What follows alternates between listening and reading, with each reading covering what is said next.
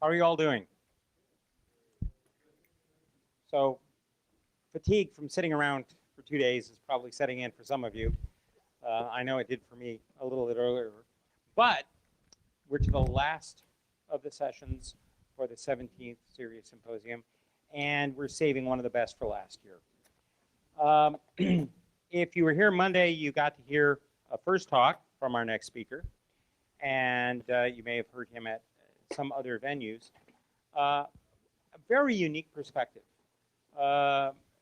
Richard George, Dickie to most people, has spent 41 years working for the National Security Agency in a number of roles, principally in areas related to cryptography and related kinds of things. He spent the last 8 years of his career there. He retired in, was it 2011? So he retired in 2011 after 41 years, and his final 8 years he spent as technical director for the Internet Assurance Directorate, IAD, where he had a role to advise a number of people within the agency about technical issues in, of course, cyber. And that brought him into contact with a number of different technologies and people. I met him some time ago, and it's always been entertaining to have conversations with him, to hear some of his stories. And we're going to close out this CERIAS Symposium with some reflections on life as a target by Dickie George. Students who are signed up for the CERIAS seminar, make sure that you sign the attendance sheet in the back so that you get credit for this lecture. Thanks very much. It's always fun to talk about history, particularly when you're my age. You've got so much to talk about. So back in 2007, I was asked to come and speak on a panel at Georgia Tech. And the topic of the panel was emerging threats in cyberspace. And I was the Govy guy, so I was the last guy to talk. And they had a bunch of CTOs that were talking about all this terrible stuff that was starting to happen. And it occurred to me that it had really been happening for about 30 years, just not to them. It had been happening to us in the government. So I figured, it's worthwhile to go back and explain to people that they're not really emerging threats so much as there are emerging targets. The target space is changing, not the threat space so much. So that's where this thing comes from. Information assurance, which we talk about, it really started as ComSec, communication security, morphed to InfoSec, information security, when we realized it wasn't the communications as much as the information we were worried about. Then it became information assurance when we realized we weren't really getting security. And now it's not the same kind of information assurance as it used to be, because you're no longer worried just about the information, but you're worried about what that information could do, the physical damage that could be caused. So the game keeps changing around us. That doesn't mean we don't have to address it in the same way, but it does mean we have to worry about different kinds of impacts. So I'm going to start by talking about, back when I was really young. I used to go down to the big city near our little town about once a week and stand on the top of an office building and watch for Russian planes that were coming overhead. And that was really boring because we never actually saw any. Then I got old enough that I went to elementary school, and about once a month an alarm would go off and we would all dive under our desks, under those wooden desks, because that was what we would do if the Russians were dropping an atomic bomb on our school. Now, we all did it. And about half of us, when we went home, we had bomb shelters in the basement. In fact, we cleaned out my parents' house about 10 years ago. And we found all the stuff that was there, all the food and the blankets. That bomb shelter was still a bomb shelter. The food was probably not edible. It's a little old. But, so there's an interesting thing about that. And what's interesting about that is we understood what the threat was. Certainly my parents did. They had made it through World War II. The concept of bombing was very real to that generation. And they transferred that realization to us. So we understood the threat. We understood the risk. The government provided information. They told us, get under the desk. They told us, if you build a bomb shelter, this is the kind of cement you need. This is what you need to store. They were providing real guidance as to how we should react to that threat. And they were assuring us that they were building a defense, a deterrence, so that we didn't really have to worry about this happening, that they were taking steps to protect us from this event. So keep that in mind, because that was the response that the government was taking. They were taking a very, very active response, both in preparing us and protecting us. That was an important thing they did. Now, when you think about the Cold War, it was really good times. There were only two aspects to the Cold War. One was espionage, and one was the technology race. That was kind of split into two pieces. It was nuclear weapons, and it was the race for space. I can remember standing, I think it was 1957, standing out in my backyard and watching Sputnik go overhead. And that was a fantastic thing. It was really exciting to see that happen, to think that we could actually do that. Pretty cool. The world has changed. There's a lot of junk up there now. Nobody bothers to stop and look for it. It's just, yeah, we all know it's there. So keep in mind that's changed. Now, the nice part about the espionage was it was a really clean game. When I started at NSA, my first day at NSA, young kid, we were sitting in a room, about 30 young kids. There was an old guy in the back. He was probably about 35, but to us, he was old. And the second day, he got up to talk at the end of the day. He said, so I want you all to know that you've walked through that door. You've got a badge. You're now a target. You have to assume the Russians know who you are. They have a folder on you. They are looking for you to make a mistake. They will take advantage of that mistake. If you don't make a mistake, you're safe. But they're looking for you to take a risk that they can take advantage of. He said, for example, if you're in a bar and there's a good-looking guy, good-looking girl, walks up to you and seems interested in you, be careful. I spent 2 days with you and you're not interesting. You know, I didn't like that. So I went home, I told my wife, she said, yeah, I know your friend, he's right. They are very patient. They will wait for you to make a mistake. When you do, be ready. So that is a very fair game, because I was a player. I put on that badge. I walked through that door. I knew that I was accepting that, and I would be a target. That's fine. In addition to that, I know as long as I play by the rules, I'm perfectly safe. It's not like someone's going to come knocking on my door with a gun, because that's against the rules. They're waiting for me to make a mistake. So think about your threat adversary model. There are 6 pieces to a threat adversary model, and they pair up a little bit. Capabilities and resources, those are the first 2. What is your adversary capable of doing, and what do they have the resources to do? They might be capable of doing all sorts of things, but what can they afford to do, and what's it worthwhile to them to do? You have to understand that. Before you try to do any kind of security, you got to realize what the threat is, what you're worried about protecting yourself against, and then spend appropriately to protect yourself. So that's really important to understand.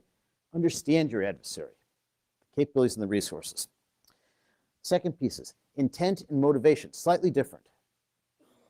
What do they want to do? Why do they want to do it? So back then, it was very simple. We were a target because the Russians were interested in strategic government information. Really nice, really clean. Very, very simple game. They wanted to know what we were thinking. The last 2 pieces. Risk aversion. How much risk are they willing to take to get that piece of information? And what kind of access do they have? So if you think of those times, that was a really nice way to put it. Now, the access might be a person in a bar. There's a lot of risk, because if someone approaches you and you recognize that you're being approached, he's blown his chance. He's probably going to be thrown out of the country. So they have to be pretty darn careful. A lot of risk. Access is hard. It's one-on-one. You've got to find that guy and take advantage of him. Really interesting game. So let's think about what security was like. I'm going to throw out an example of Vincent, which I talked about a little bit last time I talked. Vincent was a handheld radio. Pretty cool. The crypto was designed in 1957. Okay. So we studied it for about 12 years till we were pretty sure it was pretty darn good. Then we started building them. And we worked really hard to build it right. We fielded it in 1976, so it took 19 years. So now the neat thing was the game was still pretty much the same. It was first to market would win. But of course, nobody else was in the race, so we were always first to market. And we always won. And in fact, that it took 19 years, that's okay, because we built it really well. Still out there, no changes. That's a long time. Something like 40 years with no changes. How hard do we look at that? Well, when you're looking at a crypto device, something like that, you have to understand that you don't need to know what it's supposed to do. Because if it's doing what it's supposed to do, it's probably good. You need to know what you can make it do, what you can get it to do that nobody else thinks it's going to do.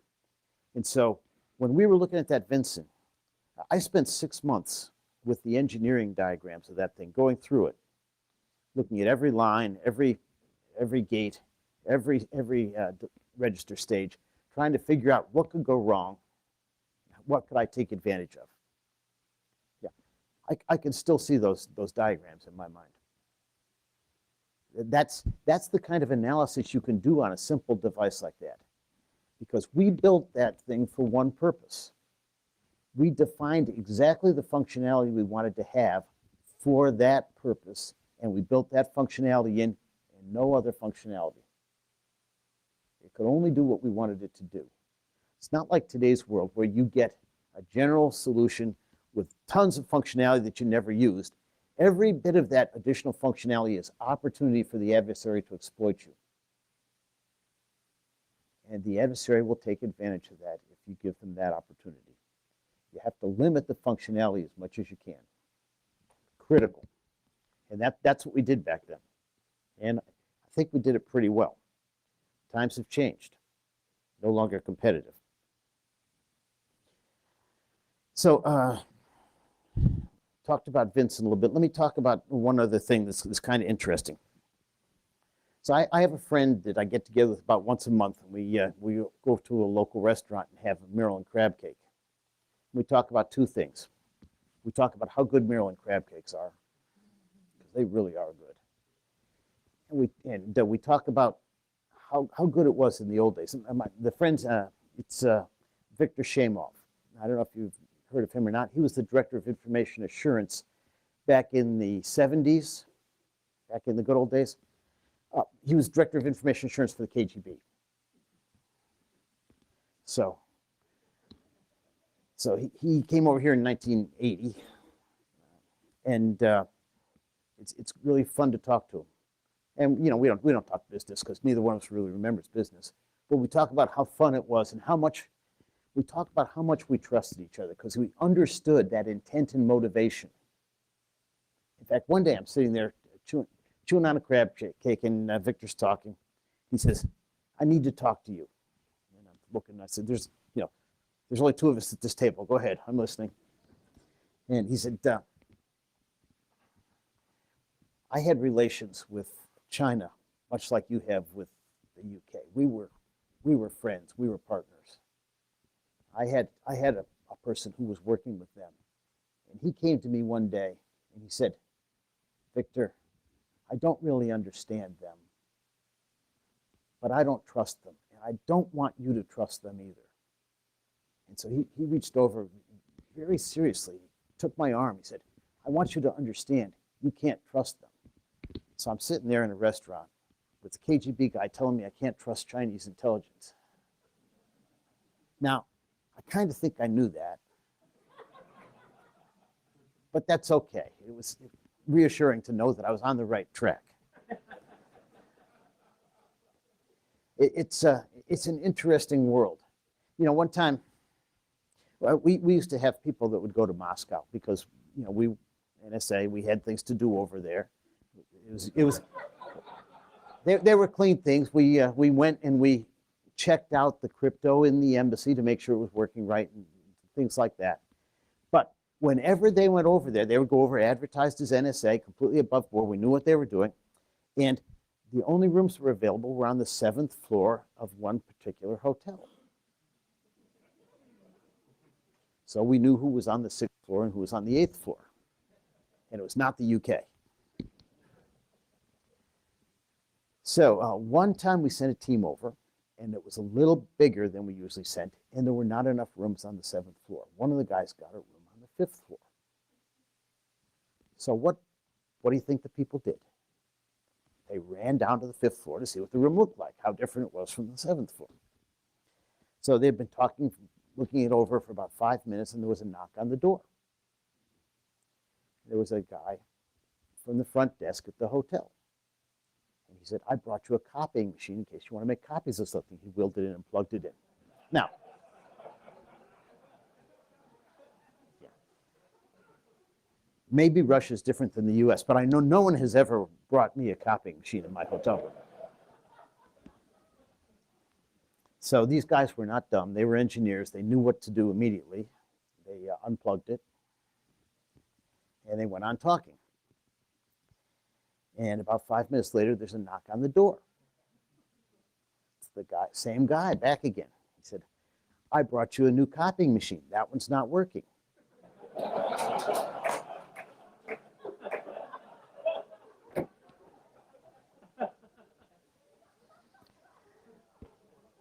So they got the hint that they had broken the rules by meeting in the room on the 5th floor rather than the 7th floor, and they went back up to the 7th floor. You know, all was good. But it's nice to know that, you know, he didn't yell at them. He didn't charge them extra. You know, he just made it perfectly clear that they were not playing by the rules, and they had to play by the rules.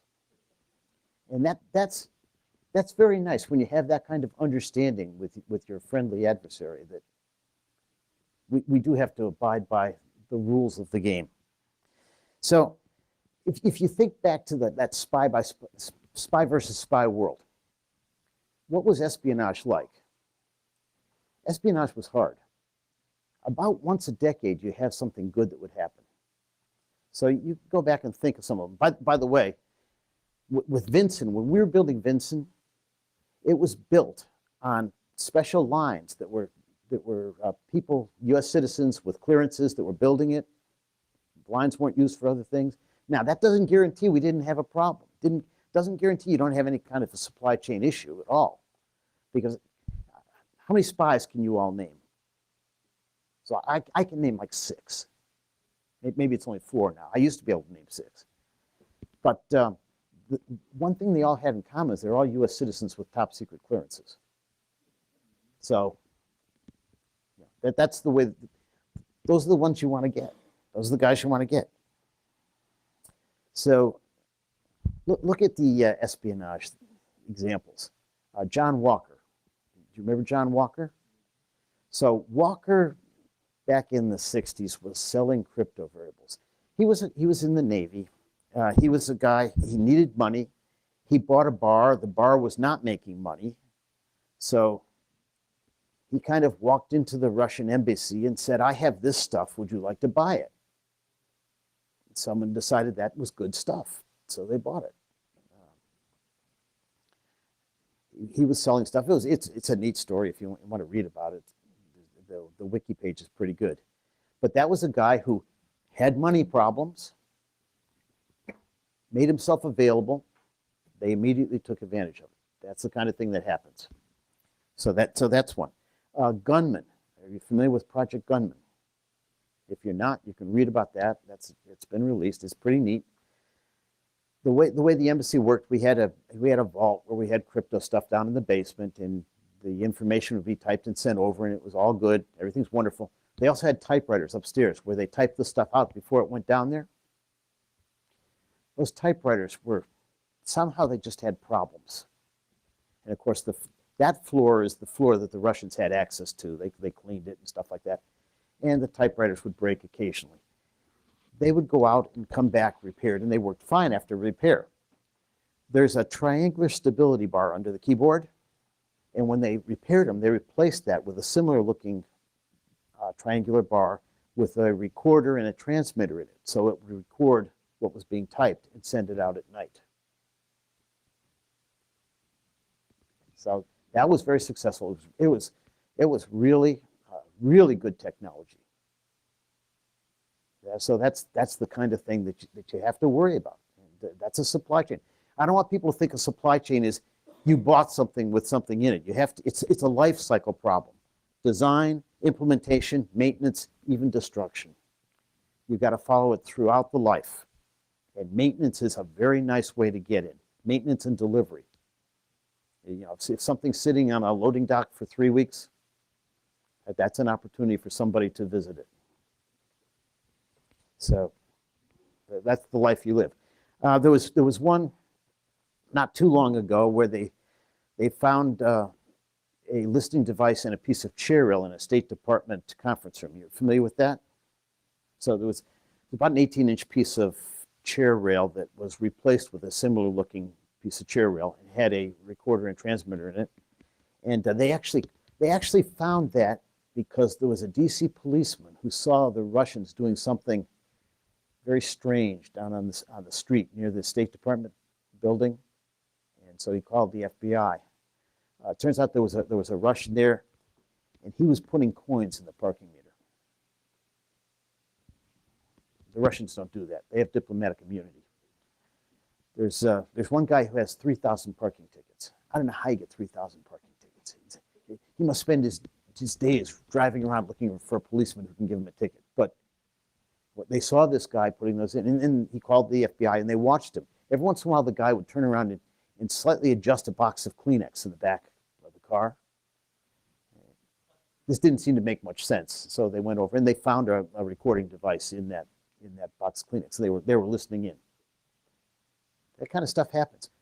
But look, you have that. You have the Great Seal. Remember when they gave the president a seal that had been carved by third graders? Did you ever see that thing? That is really nicely carved. It was not third graders who carved that thing, but it did come with an additional. There was something in it that was a weight that they had added to make it hang just right, and the weight had special properties. So if you want to, we have a replica of it in the museum back near the fort. If you want to see it, it's really pretty cool. Very, very nice. So those are the kind of things that happen. That's what life was like back then. It was hard. You had to be patient. You had to do really clever things to take advantage of the world. Today's world is completely different. It really is. The differences started in '72 with DES, because back prior to that, all of the security equipment was GOTS equipment. There was some commercial stuff like Hagelin, but there wasn't much. And it was really the U.S. building stuff for U.S. In '72, when DES came out, that changed the game, because NSA had a big lead on the commercial world for one reason. We had the best problems to work on. Second reason was we had a critical mass of people working on the problems. But the key thing is to have the best problems. And we had U.S. crypto designs to work on that nobody else got to see. We could take advantage of that. And our work, we got to look at that. You can develop a lot of knowledge and a lot of techniques by looking at good problems. That's how you develop. That's how you learn things. We had that advantage. When we put DES out there, it gave the world a good problem to look at. And then, you know, funny things happened. The internet happened, ARPANET happened first. It gave the world a virtual critical mass of people to look at that problem and share information. Hey, I remember sitting at dinner with Adi Shamir one time. It was, I don't know, maybe 2011, 2010, somewhere in that range. He pulls out his laptop and starts showing me all the correspondence from the 70s and 80s where he was talking to people around the world about DES. So he wasn't working just with Eli, his compatriot over there. He was working with people around the world on these ideas. And that critical mass was really important. Now, in retrospect, the world really benefits by having all these smart people looking at crypto. We learn a lot. So this is a great thing. And you know, life goes on. It also means that we get to use commercial products. In fact, Suite B now, which has symmetric encryption, asymmetric key exchange, signatures, hashes, it is as good as any suite that anyone has anywhere, as far as I know. You can use that, and you're good. You're good. It's really good. And you can use it cheaply because it's sitting in everybody's computer. That's the way the world works now. NSA goes out and buys stuff. But it's such a huge change. You get all that functionality, all that opportunity. If you go back and look at Vincent was a handheld radio. It digitized the speech, and then it encrypted it and sent it out. You talk about adversaries getting into a system now. How do you get into a radio? There's nothing to get into. You go in, you can't do anything. It's hardware. It's funny. In fact, in 1973, I was sitting at my desk, and the director of information assurance at the time stopped by and said, "What are you working on?" And I told him I was working on a computer cryptographic algorithm. He said, "What's that?" And I said, "Well, it's a cryptographic algorithm, a cryptographic design that's intended to be used in software." He said, "Okay, I don't want you spending more than 10% of your time on that, because we will never trust a computer, and we'll never trust cryptography in software." So it took a small amount of time before we did start trusting it, but it happened. It was inevitable. But there's a big difference between having a hardware radio and having a software system that you're counting on. You had to go through crypto back in the old days. You don't have to anymore. You go around it. And those opportunities of going around it, that really changes the game significantly. If you think about us and the Russians back in the capabilities and resources days, we were the only ones, back in the 60s and 70s, we were the only ones that had the resources to fire a nuclear weapon at the other. We were the only ones that really could play the espionage game. So that meant if something happened, you knew you could attribute it to the other side. That's a big difference. I remember I was talking to a senior guy down at DOD one time, and he said, "We have nuclear weapons." I said, "Yes, sir." He said, "If I see one of those cyber attacks coming, I may have to respond with a nuclear weapon." Now, I'm thinking this guy is still thinking that cyber attack is like a missile. He's going to see ones and zeros coming through the air, going to follow him back, came from there, and he's going to nail that guy. So I said, "Well, sir, what do you do when it looks like it's coming from Ohio?" He started looking up. I'm thinking, is he wondering, why is Ohio attacking the Pentagon? Is he thinking, if I nuke Ohio, it sends a message? Or is he just thinking, crap, I hadn't thought of that? But, thinking back on that, I think it was really, really important, the point that he made, that at some point in time, we are going to have to realize that we may have to respond to cyber incidents with a physical response. It was, when we were dealing with the Russians, it was a very symmetric world. Now, our adversary model was really bad. You know, we viewed the Russians as having the same capabilities that we had, and they didn't. It was stupid. When I looked around my office, you know, we had 30 people, and they all had different capabilities. Why would I think the Russian looked like me? Yeah. So they might have had different interests than we had, but that was the best model we had. In today's world, nobody thinks that anybody else looks like us. They're all different. The Russians, they had a critical infrastructure, much like ours. They had industry, much like ours. They had the same goals. They weren't trying to steal our commercial IP because they had their own. They didn't need ours.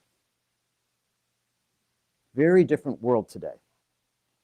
In today's world, some of the people that would want to harm us don't have the same kind of targets that we could strike back at. Right? We have a critical infrastructure. A terrorist doesn't have a critical infrastructure. You can't respond that way. That's extremely difficult for us to handle. Back in the good old days, when Victor was playing defense and I was playing defense, we were playing the same game and we were very happy with that game. We understood it. It was symmetric in every sense. Offense was hard and it was expensive. Defense was hard and it was expensive. In today's world, defense is hard and very expensive, and offense is easy and cheap. You know, we were talking earlier, capabilities and resources. If you aren't capable of attacking someone, you can rent it on the internet. We were talking at lunch. You can see it advertised. You want access to this email account? I'll get access for you for $50. That's a little task. I only charge $50 for little tasks. Medium tasks. If you want to destroy someone's life, that's a medium task. That's $200. Yeah. My life is worth more than $200. To me, it is at least. I don't want it destroyed. But that's the world we live in. And you know why nobody's going after credit cards these days? Market's flooded. Credit card numbers are like $1. And we're numb to that threat. Who here hasn't had to change their credit card number because somebody stole it? Yeah, I don't see any hands. Yeah, it's just a way of life. So now they're going after health information. That's lousy because it's really hard to change your health. You can't just order a new blood type over the internet. You're stuck with what you got. And that can be bad news. This ransomware stuff, really lousy. Now, ransomware is interesting. It's a really great example of the threat adversary model because different adversaries will have different intent and motivation. Yeah, somebody might go in and they might access a hospital system because they want to charge for ransomware. It might be a criminal. You might have a disgruntled employee who just wants to go in and create a problem. You might have a foreign nation state that wants to go in and plant something that doesn't do anything until they tell it to.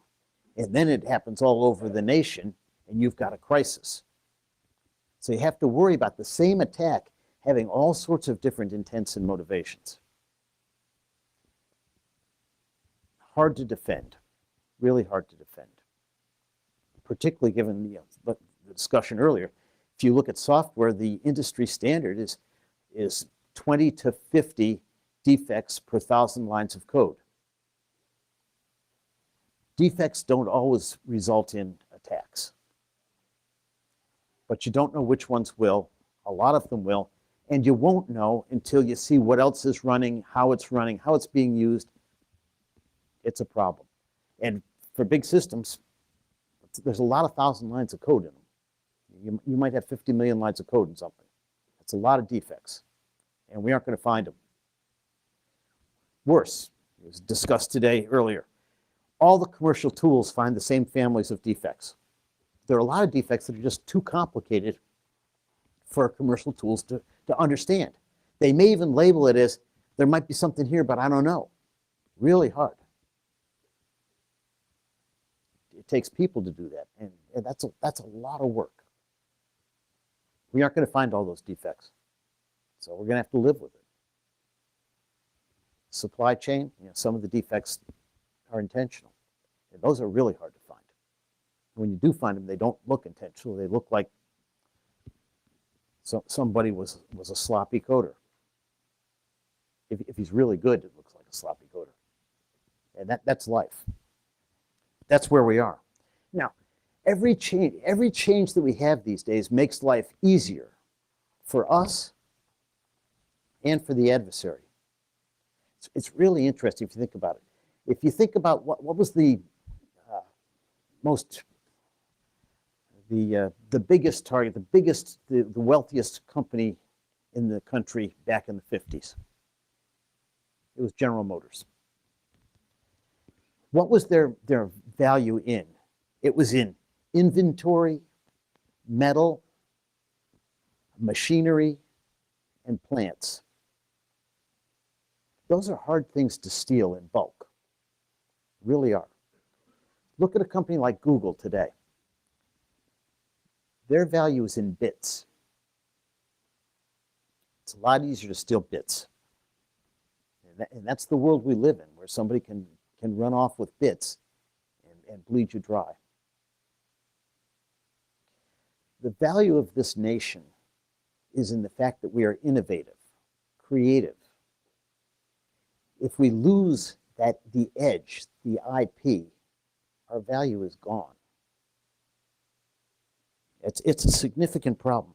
Listen, look at remember we had about every decade we had an attack or so on the government. So let's look at 2011 and see what kind of attacks there might have been. The U.S. government suffered 41,000 real attacks. These are not pings. We get millions of pings a day where people are looking, but these are 41,000 real attacks. That's a lot. It's a lot of real attacks. Not just the government. RSA got hit. So what were they looking for there? They were looking for that access. They were trying to use RSA to get access to other people's systems because they were going after the tokens. Lockheed Martin, they got hit and they took a lot of information about stuff they were doing for DoD. Not just them, NASDAQ. What were they looking at for NASDAQ? They were looking for timing information. They wanted to make a lot of money on trades that they were able to do before everybody else was getting the information. You know, if you can, they were doing nanoseconds, but if you can get information out an hour ahead of time on the stock market, even a guy like me could make money. So that's a game. That's what you'd like to do. Mitsubishi, remember when Mitsubishi got hit? More information. They built submarines, not for us, but other people have submarines too. DigiNotar. Have y'all heard of DigiNotar? That's because they're no longer in business. They were a big certificate place. And when they got hit, the bad guys started issuing DigiNotar certificates on whatever updates they wanted to hand out to fix software. And they were fixing it in interesting ways. So if you deal in certificates and you don't have, people don't trust you anymore, guess what? You got nothing left. So they're gone. Credit card attacks every day. If you look at the stats of what's going on, McAfee. So they say they get about, last I heard, was about 200,000 pieces of unique malware per day. And they define unique as doesn't match a signature they've got. Really easy to flip it. In fact, I was reading that last year in the commercial world, about 80% of the attacks were targeted. So that if your adversary is A, and he's attacking 7 places with the same attack, he modifies the code so that the signatures are all different. Timing's a little different, behavior's a little different. So sharing that information from the first doesn't do the other 6 any good. Makes it really hard. Now, not that we're really good at sharing information, but as we get better, the adversary is ready for us to get better. That's a hard problem. Health stuff, it's tough. That was the biggest target last year, health information. So I saw an interesting, I sit on panels occasionally. They're always fun. I was with 2 professors one time. They were talking about the importance of education, educating the end user. I used to do that all the time. I used to say, we got to educate the end user. And I have a friend, Scott Charney, works for Microsoft, he runs their vulnerability area. Smart guy. We used to talk about that all the time, how we just had to educate the end user. So last time I talked to him when I was at NSA, he said, we were idiots. I said, yeah, we were. He said, what we didn't understand was in this world, it's not the risk management decision you make for yourself. It's the risk management decision your friend makes for you. We're all sharing risk. And that shared risk is so critical in this world. He said, let me describe my home situation. We talk about educating the end user. He said, I have a 4-year-old son. He loves to look at videos of animals on the computer. He'll do that for hours. And every one he looks at, there's a link that he can click to get another one.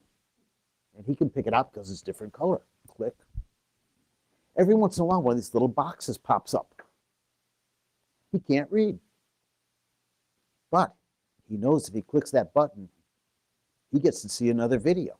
So he clicks. He said at the same time, my mother lives with us. She's a retired biology professor, smart lady. He said, so I watched her one day. She does a lot of traveling all over the place. She likes to look at entertainment that's going to be there, shops that are going to be there. What am I going to do? And every once in a while, one of these little windows pops up. He said, so he watched her when one popped up. And she sat there. And she said she kept moving closer to the screen. Like if she got close enough, the words were going to make sense to her. He said she did that for 3 minutes. And she backed up and hit OK. Because it never did make sense.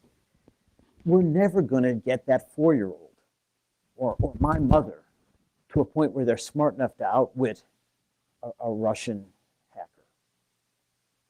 You're just not going to do it. Yeah, I tell my wife all the time, don't click on anything. Let me click from work, and that way if something goes bad, it's not my system, it's theirs. So you see this stuff. Yeah, I try to get to her mail first because my brother travels a lot. Every time he travels, he gets hacked. So I always go in whenever he's on anywhere. I try to get to her account before she does because I know whatever he sends, she's going to click on. And I delete it before she can get to it. But the other day we got one from a friend of mine, and now our email account is Lissa and Dickey. Her name's Lissa and Dickey. No spaces, no anything. And so we get this email from a friend of mine, Dear Lissa and Dickey. Well, guess what? None of my friends say Dear Lissa and Dickey with no spaces. So she clicked on it. And I said, why would you do that? And then she looks at me and said, well, it was your friend. I said, no, it wasn't.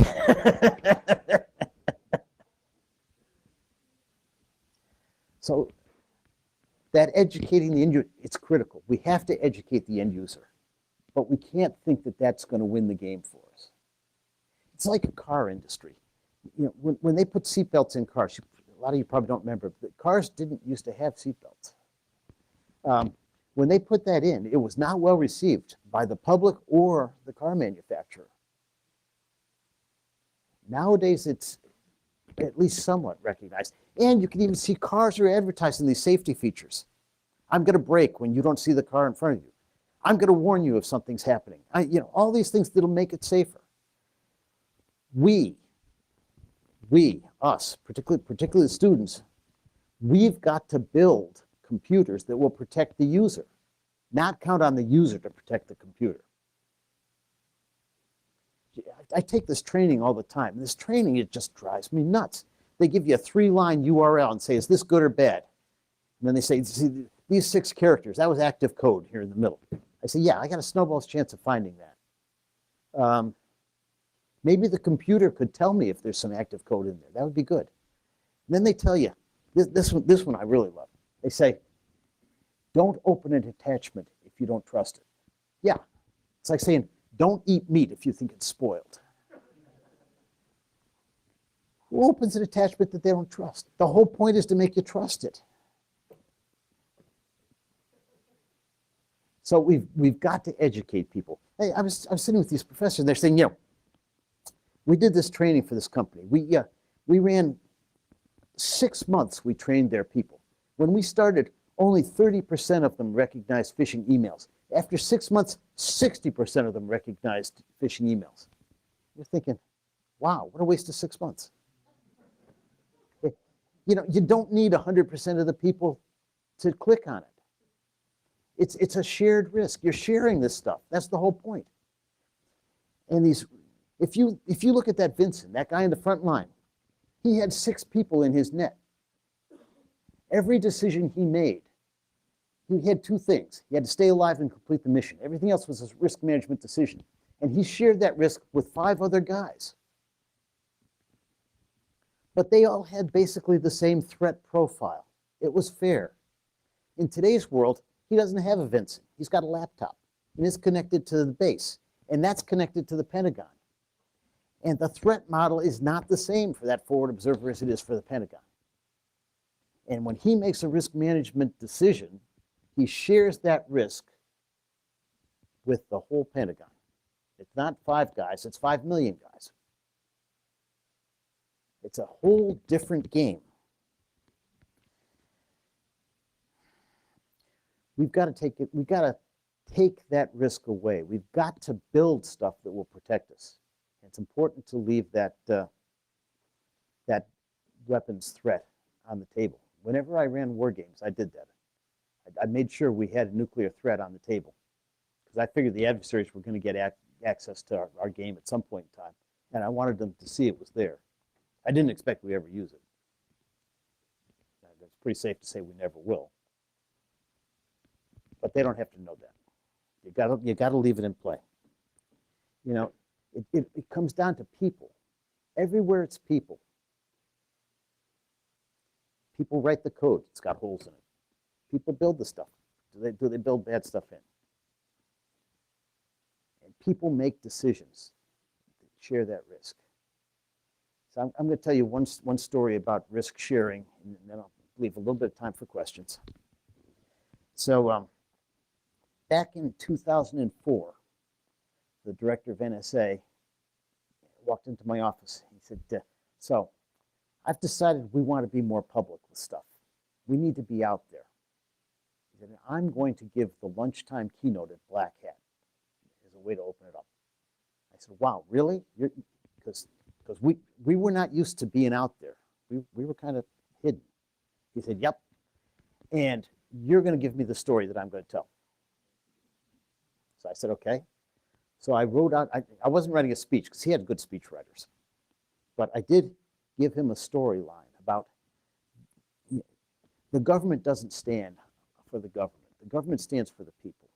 We need to protect the people, and the best way we can do that is by building security that they can use. We got to partner with academia, we've got to partner with industry. The government can't stand on its own. It's got to be a partner, and that means it's got to share technology, share understanding, share knowledge, share everything. And it was a pretty good story. So I liked it. I liked the storyline. About a week later, I got a speech from his speechwriters, and it was great. They did a really good job of writing that speech. So I thought, this is going to be a hit. And a week before Black Hat, I got a call from his exec saying, the director's decided he'd like you to give the speech in his place at Black Hat. And I said, really? Because I think the people at Black Hat are going to be a little disappointed when they're expecting a general to come out and they get me. And she said, no, he's already told them and they're expecting you. So at this point in time, it doesn't look like he'd ask if you'd like to do that. Looks like I'm on my way. So I said, okay, why? Because this is a good speech and he's going to be a hit. And it's important that, I mean, if he wants NSA to be out there, he's got to be the guy that takes us out there. She said, he will, but not this time. I said, okay, how come? And she said, well, you have to talk to Bob Jones, not the real name, but she gave me the name. It's a guy I knew. He's a good guy, works in security. So I called him. I said, Bob, the director's got this really good speech for Black Hat. he's going to be a hit. And now he wants me to do it instead. How come? Bob said, well, we've got some information that if the director shows up, there's going to be an assassination attempt.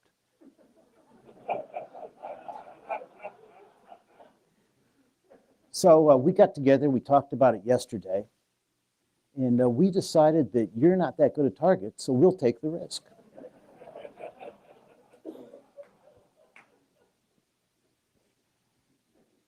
Now, that's a discussion I would have liked to have been involved in, because my view of acceptable risk might have been different than theirs. Needless to say, I was not shot at. But I'll tell you, I never scanned an audience the way I did that day. 3,500 people out there eating lunch. If one of them had reached for a napkin, I was going to be on the ground. That shared risk, that'll kill you. And don't forget, every time you open that laptop, you're accepting all the risk that everybody else in this university has decided to share with you. So if they've gone to a really interesting website overseas, you may get a present some night. I'll take questions. No questions, cool. We have time for a few questions. Please use the mic there in the aisle if you would like to ask any.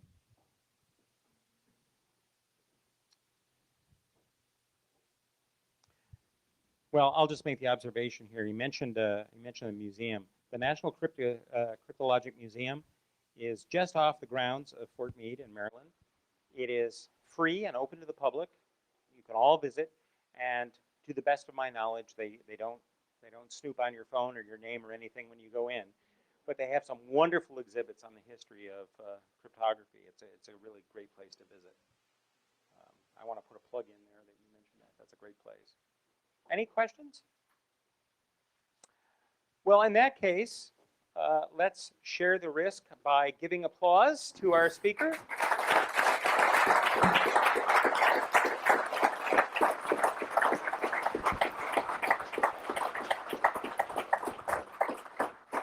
I think that's a fantastic way to close out the 17th annual CERIAS Security Symposium. I would like to thank you all for coming, participating, listening, contributing, and supporting all the work that we have been doing here over the years. We have already blocked out some dates a year from now. This week, next year, we will do this again with a slightly different cast of characters, but nonetheless, we certainly invite you to participate and, of course, to engage with us during the year to come. So thank you all. Have a great time. I'll see some of you at the board meeting tomorrow, and the rest of you travel safely and compute safely. Thank you.